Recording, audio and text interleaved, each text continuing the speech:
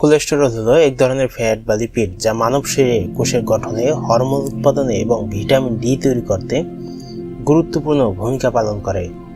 তবে শরীরে অতিরিক্ত কোলেস্টেরল হলে তা স্বাস্থ্য সমস্যার কারণ হতে পারে। কোলেস্টেরল কিভাবে হয়? কোলেস্টেরলের প্রধান দুটি উৎস রয়েছে। প্রাণীজ উৎস থেকে প্রাপ্ত খাবার যেমন মাংস, ডিমের কুসুম, দুগ্ধজাত পণ্য ইত্যাদি থেকে কোলেস্টেরল তৈরি হয়। এছাড়া মানবদেহের যকৃৎ শরীরে স্বাভাবিকভাবে কোলেস্টেরল তৈরি করে। কোলেস্টেরল কোথায় জমে? অতিরিক্ত কোলেস্টেরল রক্তনালী প্রাচীরে জমা হয়।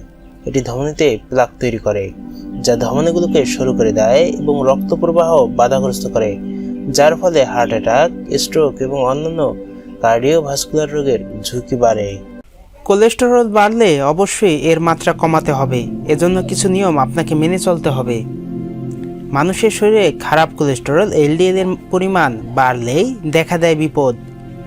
অনেক মানুষের যত দিন যায় তত বাড়ে উচ্চ কোলেস্টেরলের মাত্রা। এটা তাদের জন্য এক ধরনের আতঙ্ক। তারা চান যেভাবেই হোক কোলেস্টেরল কমাতে হবে। এই চিন্তাটা সঠিক, কেননা কোলেস্টেরল অধিক পরিমাণে জমা হলে সেটা স্বাস্থ্যের জন্য ঝুঁকিপূর্ণ হয়ে যায়। আপনি চাইলেই কোলেস্টেরল নিয়ন্ত্রণ করতে পারবেন। এজন্য আপনাকে খাবারের প্রতি নজর দিতে হবে। কিছু খাবার আপনাকে বর্জন এবং কিছু খাবার আপনাকে গ্রহণ করতে হবে। কি কি খাবেন?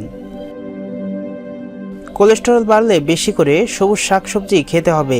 শরীর যাতে করে সব ধরনের পুষ্টি পায় তার ব্যবস্থা করতে হবে। Vitamin A, vitamin C, fibre, potassium যুক্ত খাবার বেশি পরিমাণে গ্রহণ করুন। এজন্য আপনি পালং শাক, মেথি শাক, কলমি, পুঁই জাতীয় শাক খেতে পারেন। বেশি পরিমাণে ফল খান। ফলে ক্যালোরি কম কিন্তু পুষ্টি উপাদান ভরপুর। বিভিন্ন ফল যেমন তরমুজ, পেয়ারা, আপেল, কমলা, আঙ্গুর অথবা মৌসুমী যে কোনো ফল খেতে পারেন।